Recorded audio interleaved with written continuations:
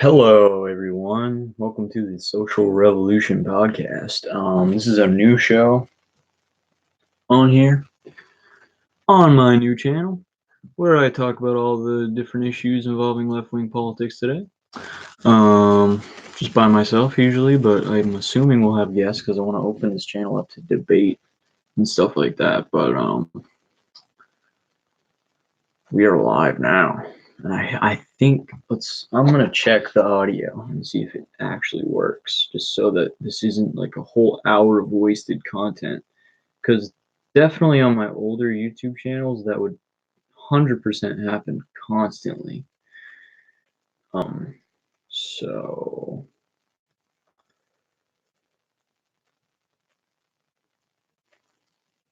we will find ourselves here.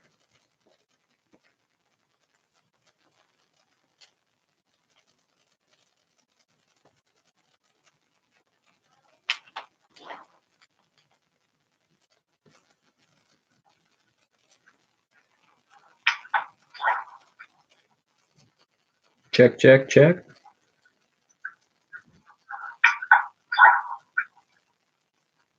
Check, check, check. Okay, we're good. That's a killer delay though. That's pretty intense. But yeah, this is just a podcast show. It'll be probably once a week. It was supposed to be Friday, but I had to actually activate the channel for live streaming, and it takes like 24 hours for them to do that. So I got my Bernie mug. I'm representing the Bernie team. And yeah, it's good. It's good shit. But what's been going on today or lately is basically we are living under quasi-fascism. I don't know if you guys are familiar with the Justice Democrats, but they're the wing of the left wing, or the left-wing wing of the Democratic Party that's really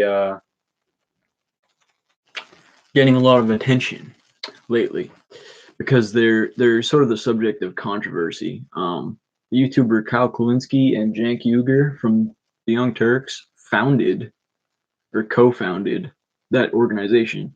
And it's people like Alexandria Ocasio-Cortez and Ilhan Omar. Those are the two that are mainly the main players in this. And Ilhan specifically is under a lot of attacks right now. Like she's getting death threats and stuff because she is Muslim. She's like the first Muslim congresswoman, I believe. And see, she's the subject of a lot of vicious hatred from Trump supporters specifically and right wingers. I don't know if you guys are familiar with this, but there was literally a rally earlier this week where they started chanting "Send her back," saying "Send her back to her country," even though she was born here. Which is just the perfect illustration of the ignorance of xenophobia. But I just wanted to bring that up to open with and touch on that in the start of this show so that we can expand upon that as sort of like a building block or a premise of the conversation here, because it's sort of the most pressing issue of the last week, I would say, is the fact that there's literally a congresswoman being attacked by her own citizens for being un-American, all for being a left-winger and for being Muslim. Like, think about it. Like, think about the intersection of groups here. She's a woman of color and a Muslim woman and a woman. So, like, think about the fact that if she were a white guy, none of that hatred would exist. It would just be, oh, he's crazy. If she were a white woman, they wouldn't be chanting "Send her back." If she were a white woman, like an immigrant, they still wouldn't be chanting "Send her back." And I saw this really disturbing clip. I don't know if we could play it. If I could play it for you and I could react to it right here, but we should probably get that started going. But it was a clip of these women for Trump, and they were talking about this and whether or not it would be racist to say center back. And they essentially projected the issue completely onto the Justice Democrats and said that they're the racist ones against white people. So there's a lot of this backwards thinking about issues of this sort that you'll notice that they'll pull is they'll completely deflect the issue onto you. They're also very, very good at manipulating the conversation and framing it in different ways that will make you think that they could be right, because the way that they frame their perspective is flawed. It's why they think these things.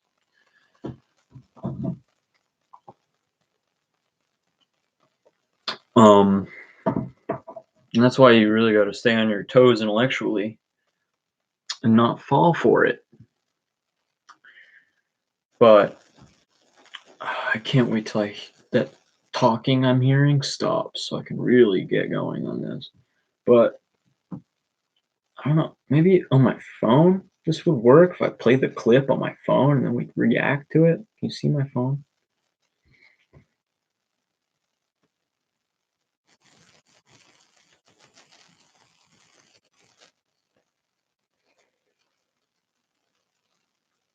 This might be the move.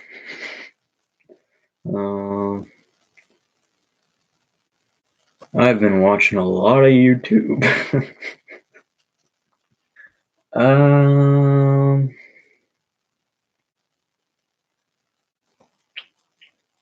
Here it is.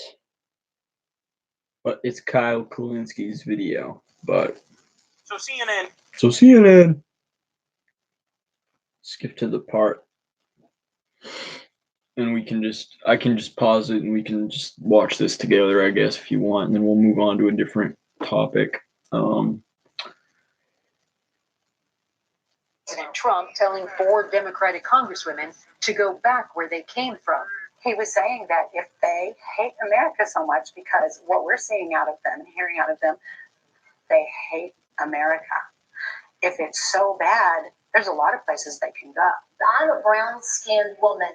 I am a legal immigrant. I agree with him. I don't think that's racist to say. Not at all. I think it's a demonstration of how their ideology spills over, even though they're American now. So let's talk about this. This clip brings up a lot of things in my mind about the analysis of their ideology, which is why it's ironic, and the analysis of the ideology of the authoritarian right, because it's very clear when they say American that what they mean isn't actually about nationality. It's not actually about living in America. That's not what they're actually talking about when they say the word American. And they're not even talking about skin color. So I really hate this. I wouldn't reduce this down to, that the American thing is a dog whistle for white people. That's not, I wouldn't diminish it to that. I don't think that's what they're doing. I think that their idea of an American is a nationalist. Okay? So they would say that these people are acting American if they were nationalists, if they believed in nationalism, if they believed in the nation, and they bought into this mythological idea of America that these women do. And I think that's really the root of the issue, is an ideology. This is Americanism, as I would like to phrase it. This is Americanism, where it's just pure nationalism in the guise of patriotism and America first, and all this stuff. And loving America is really a dog whistle for being a straight up nationalist and probably xenophobe too, who's anti-immigration, who wants to build the wall is probably what they're talking about, and someone who supports the military-industrial complex. That's the big one here. That's the big one here. I think that's really the big one here. Is to be really American is to be a nationalist on the idea or on the front of foreign policy. Okay? Because this reminds me exactly of when people accuse the left or when people attack real progressives like Tulsi Gabbard, saying that they're oh, she's an Assad toady. I made a video about this on Abstract Thinking where Barry Weiss called her an Assad toady for negotiating with a leader in the world and for being against fucking wars. If you're against wars, you're anti-America nowadays. That's according to the Americanist ideology, that's what it is. So she's saying they're being ideologically problematic when in actuality it's her and her little gang of Americanist women for Trump that are being that are acting completely on ideology entirely. That's the only reason why they have a problem with these people. But and I mean just the fact that you would say that it's not racist to tell a congresswoman who was born here to go back to her country is a total tell-all about everything these women think about everything, about the fact that they are willing to defend Trump's comments with by any means necessary, no matter what they are, and they think he's right no matter what. These people are completely conditioned into the society that they live in, where they'll do total hero worship of their leader and their pure ruler. Okay?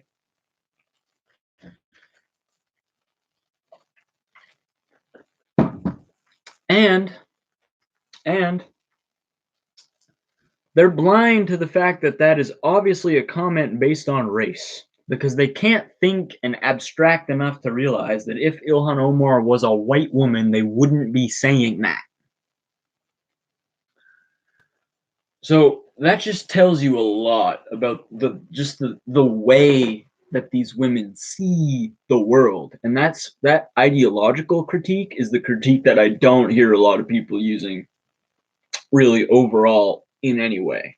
But that's something you should really start fucking doing, is start tearing down their ideology and looking at it through the lens of, okay, what ideas hold you that are causing you to say this shit? That's really, because changing people's minds, you have to understand their mind first. And I really don't think there's such thing. I'm really questioning whether or not there's such thing as someone who's too far gone, a TFG. I don't know about that, because little things that would surprise you change people's minds entirely. Like, someone could have voted Trump in 2016 just simply based on their idea that they would feel like their job was more secure under it. Someone could have voted Bernie, or that same person could vote Bernie now, simply because they think, oh, Bernie is actually going to help me. It's people act politically upon like so many different instincts. It's not really, you can't think about it in a close, concise way, because there's so many different factors involved, and just little factors can cause giant turns in the way that people look at things and the way that people act, and what instincts people act on in the political sphere and in every other sphere of life. But if there's more of this, maybe it'll be fuel for more conversation. They're not acting American. I'm glad that the president said what he said, because all they're doing is they're inciting hatred and division, and that's not what our country's about. It's not about that at all. And Isn't that what the president does with some of his own comments, his own racist but comments? he didn't say anything about color. We know the president is Oh not my racist. God. He loves people from, Hispanics, Black people, all across the board. Let me just share with you the definition of racism from Merriam-Webster Dictionary. A belief that race is the primary determinant of human traits and capacities, and that racial differences produce an inherent superiority of a particular race. Based on that definition, do you not think what the president has been saying? No, he dated a black woman for 2 years. 2 of his wives are immigrants. He is not a xenophobic racist. See, this is that right there shows you, and I hate CNN for that, and I hate CNN for a million other reasons too. That what that lady just did with the here's the literal Merriam-Webster dictionary definition of racism. That's not gonna help you. You really think these bitches care about the dictionary definition of anything? Because they don't. That's not. It's that isn't a. That's not cute. That's not an intelligent response to that. That's but what that woman for Trump was just saying right there is just a perfect illustration of how these people will hate personal life with your actions and your political decisions. And honestly, and we're going to talk about this because something just occurred to me that we're going to talk about literally right after this. But fucking, I think it was Soikat Chakrabarty, who's another co-founder of Justice Democrats, who said, or a co-founder of Justice Democrats, who said,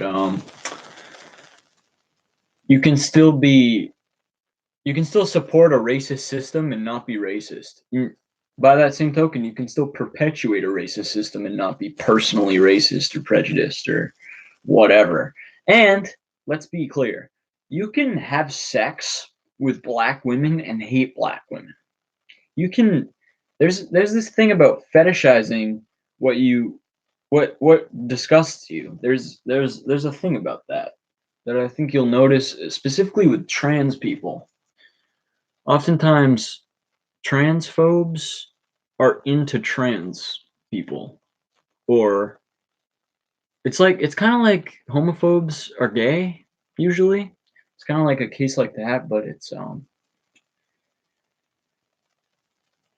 slightly somewhat different. But I hate how people can use the defense to make themselves look not racist, or make Trump, or for an example, look not racist.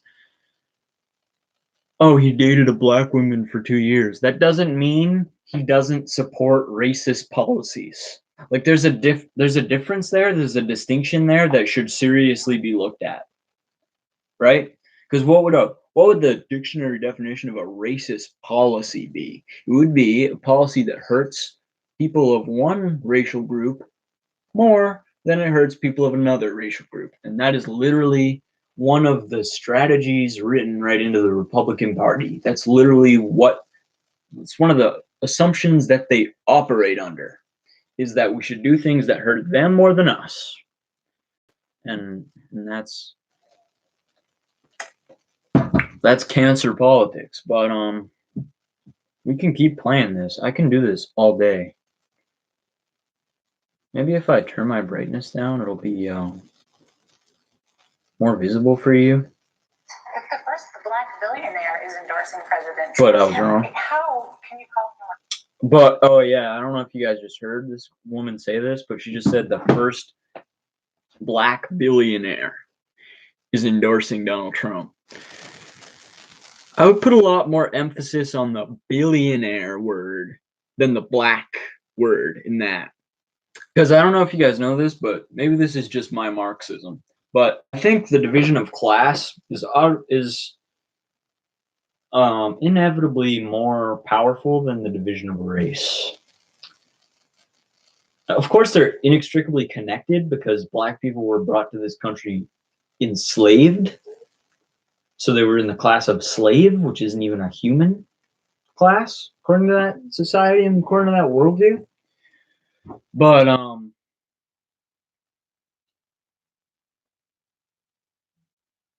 class will always ultimately divide us more than race will. So the reason why a black billionaire would vote for Donald Trump is because he's a billionaire and he knows he'll get tax cuts through a Republican. That's why that would happen. And let's be honest. Black people aren't exactly the group that Donald Trump demagogues against. It's really more Muslims and Arabs and Hispanic people. Those are really the targets of his demagoguery. So if you're really trying to defend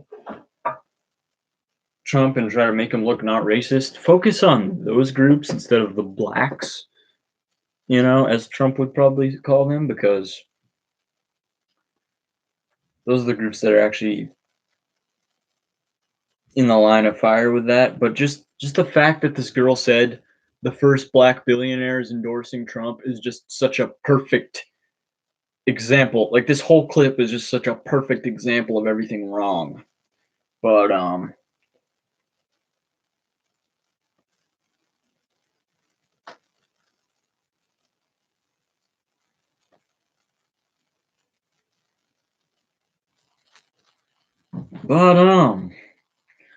we could keep going with that clip.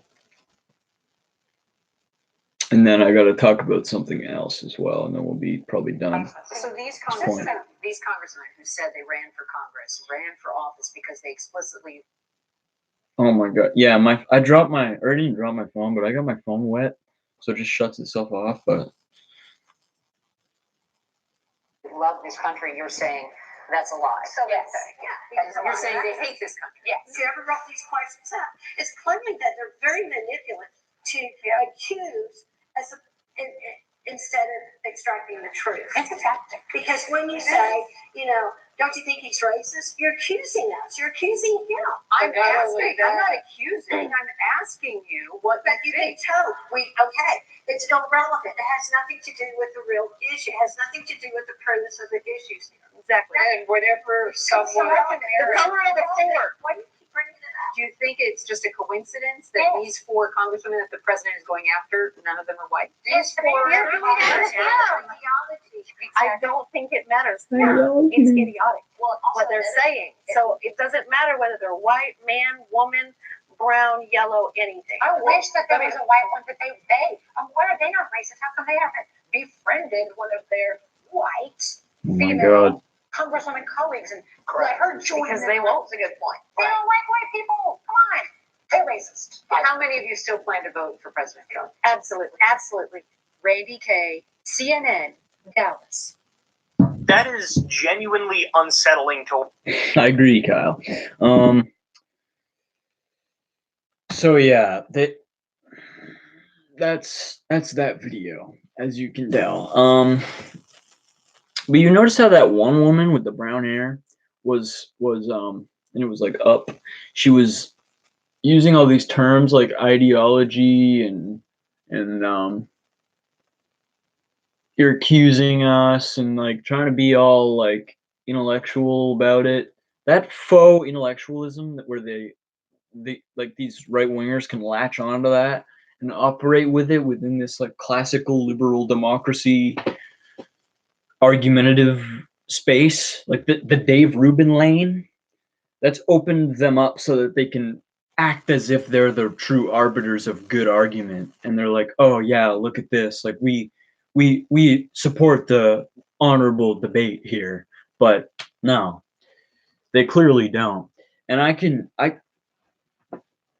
guess we could move on and bounce off that point to talking about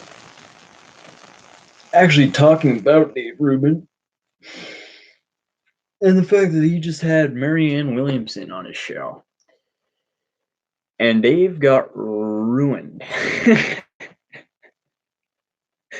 Dave got obliterated by this hippie mom, Marianne Williamson.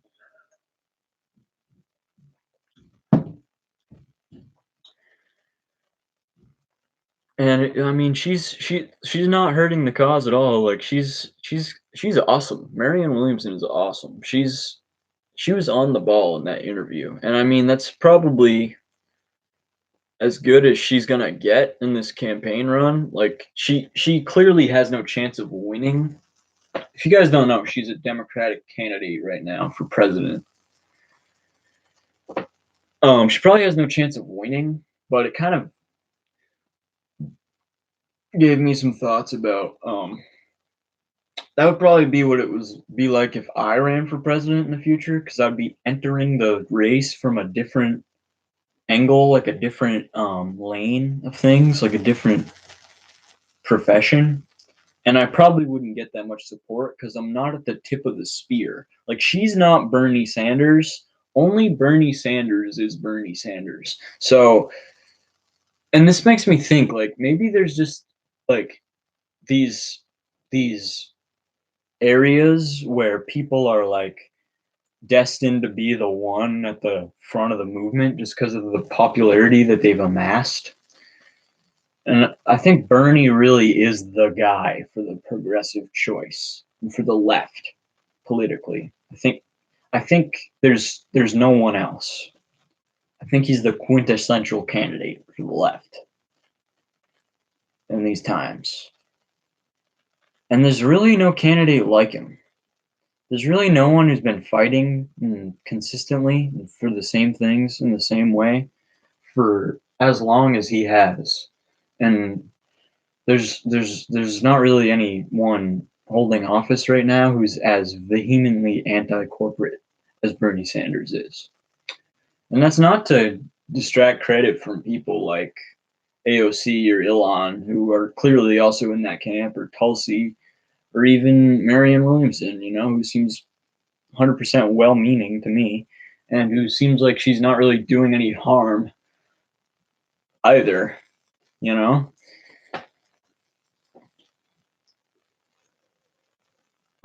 But that's just a little Democratic primary talk there.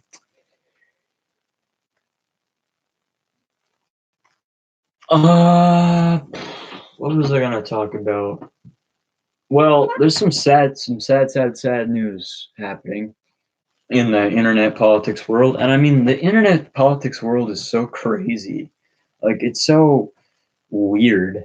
Like, the way that we talk about it and the way that it has its own lingo and debates and whatnot. It's all very jumbly mumbly. Speaking of which, that Blinsky guy that I made a response video to, I commented on his, because he made another ContraPoints video. So I commented on that and told him, like, hey, I made a reply to your original ContraPoints video on my channel. If you want to come over and check it out, it might, I told him it might get a dialogue started, but I don't know if he actually watched it or looked at my comment or cared about someone disagreeing with him. But he seems like a centrist to me. He seems like because the point of his most recent video was literally just like, he was making a point about how Vice News and people like that are saying that people like ContraPoints and BreadTube, the leftist flank on YouTube, are de-radicalizing far right wingers on YouTube.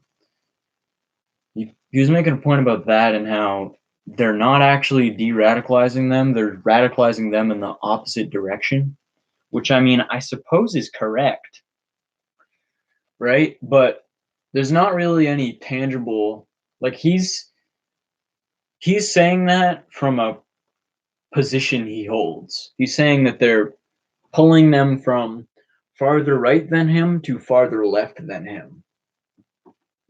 He's using himself as the focal point in this scale. So there's no, in his own perspective. So there is no objective scale of defining what is extreme right and extreme left.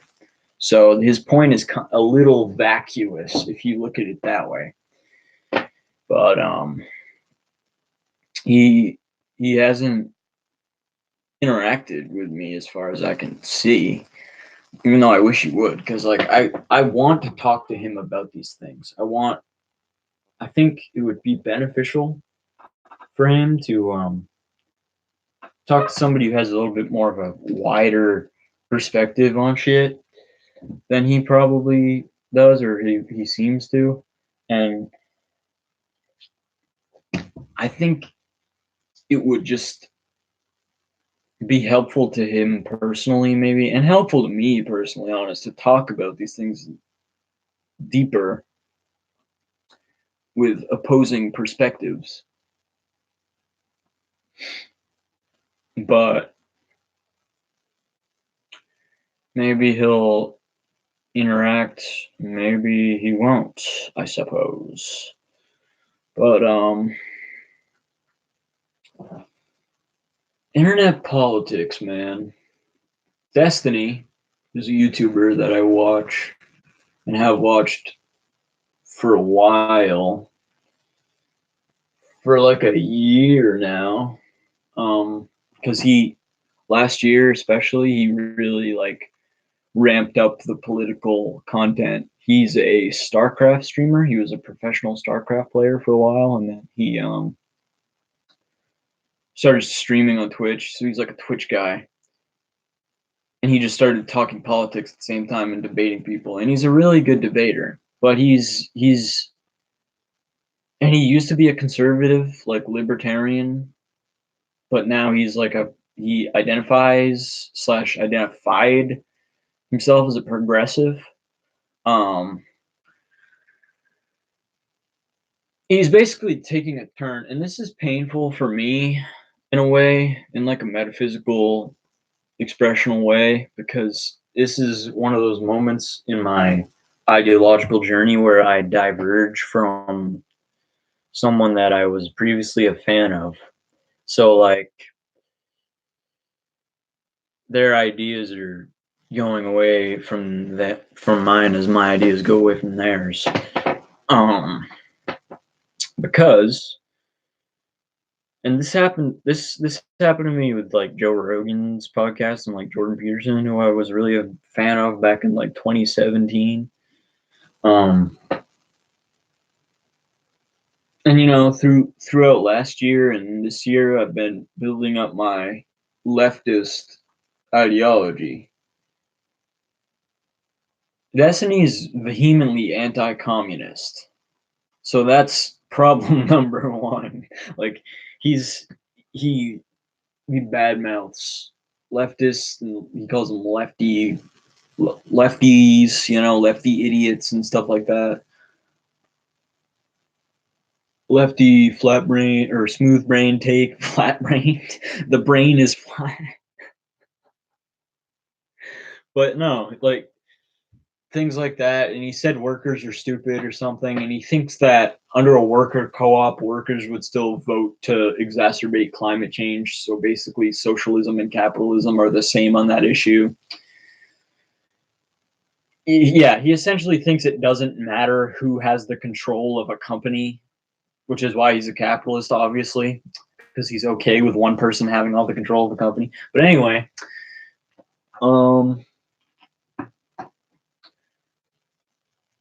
him and Hassan, who's the nephew of Cenk Uygur, who created the Young Turks, which is the largest progressive news network on the internet and basically encompasses all the main left-wing news channels on YouTube.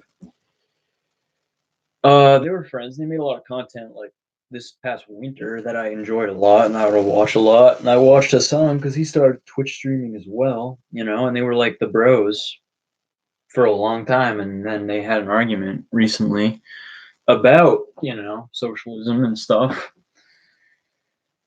And it led to basically a falling out, which is sad because I remember they recently just had a conversation about abortion right before that. Because, you know, before this, the whole kids in cages issue, the popular issue of the day was the late term abortions and all that stuff. And they had a conversation about that, which was productive, I think. And I don't know about, it could have been more productive, let's be honest. But it was just, it had a use, and it was a good faith, good convo. But so it's just sad to watch that because they made good content together and they were funny together. But Destiny's just kind of, he said that online politics are cancer, and took him 10 years to realize that or whatever. and he thinks that like the left, basically, even just like progressives and social democrats, even though he agrees with the policy, he's getting bogged down by the fact that he thinks that oh shit, I gotta piss so bad. I'm gonna be back. I'm gonna come back for you guys, okay?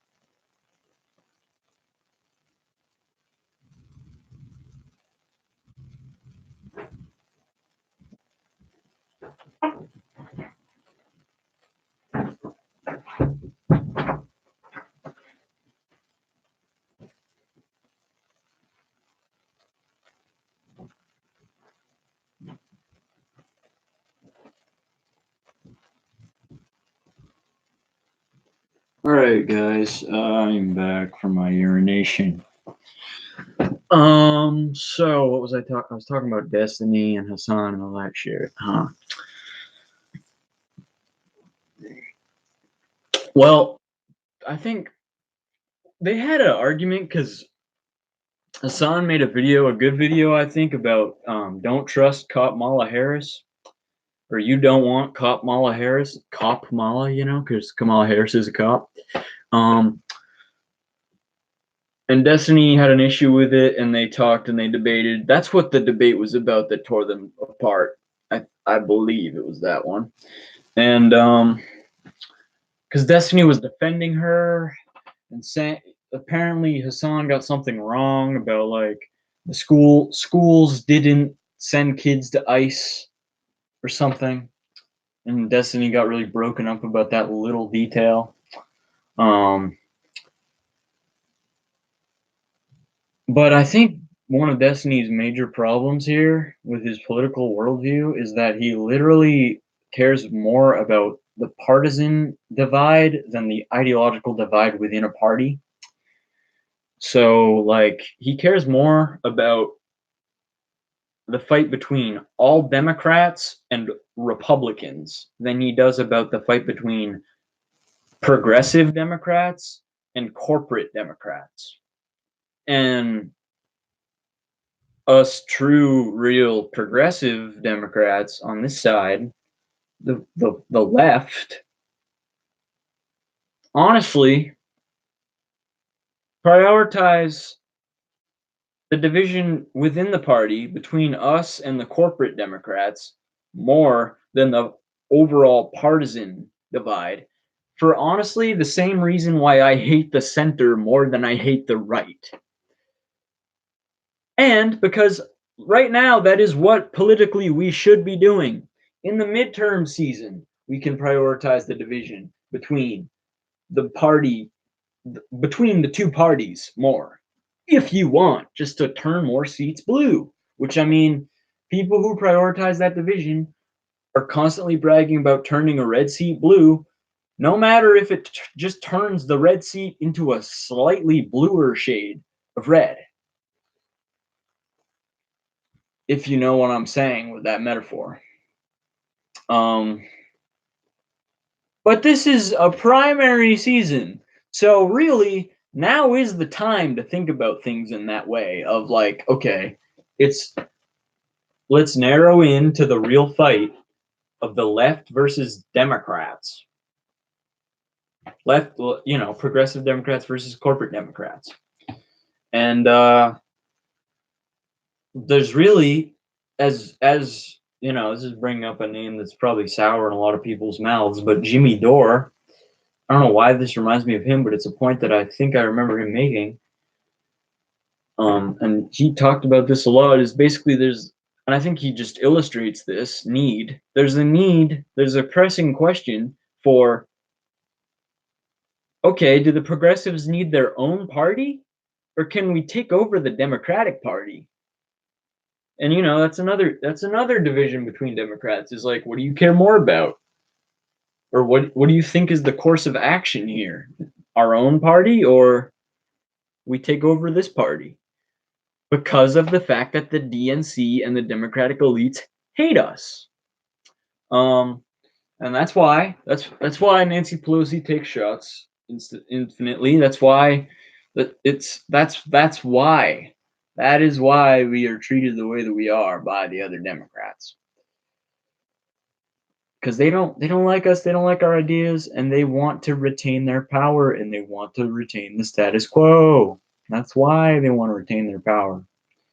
So, I mean, these things have got to be thought about in a serious way. Like, there's no excuse, I don't think, for ignoring shitty Democrats and shitty members of your own party.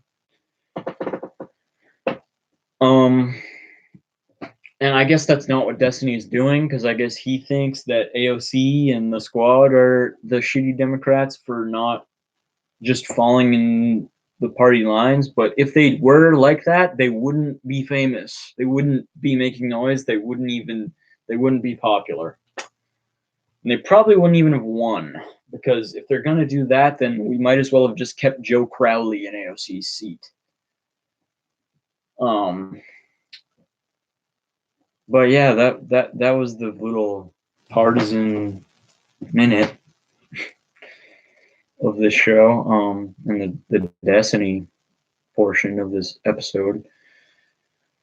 I basically think that Destiny really flipped for the left because he's culturally left-wing. And that would be like the third axis of measurement, because about like the political spectrum and the political compass and all that, of like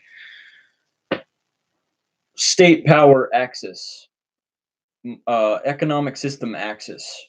Well, there'd be another like gauge of things about cultural views of things. So like you can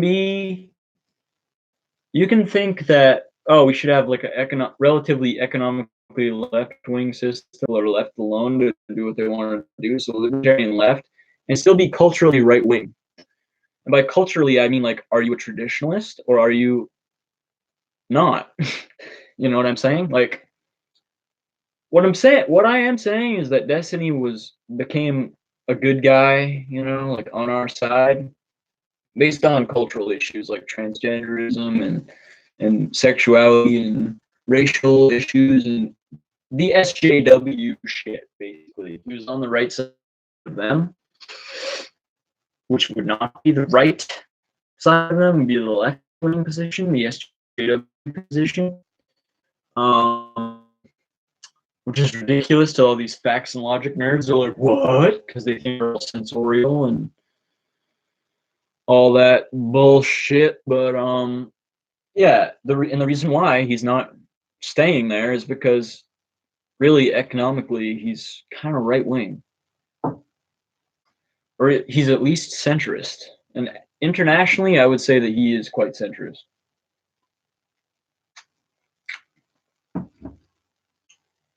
But it does scare me that that's happening, because I think that I saw a commenter in his chat tell him to debate all the popular leftist or lefty YouTube channels. And if that's just what he does for the next month or two, and just like strings in like a string of content of debates with lefties, I'll watch it for the fact that they're talking, because I like when two personalities I watch meet. It's kind of cool. But if it's just gonna be a bunch of left bashing, then I'll probably just I'll probably stop watching Destiny for a while. I foresee that's the direction he will take, but there's not that much else to cover in this episode. I hope you guys enjoyed it. You can email me at socialrevolution2019@gmail.com for questions or topics or requests or debates or conversation. And I'll try my best to get back to you. And we've got a bunch of videos coming out this week as well, of course. So stay tuned for that. And I gotta go. So see you guys next time.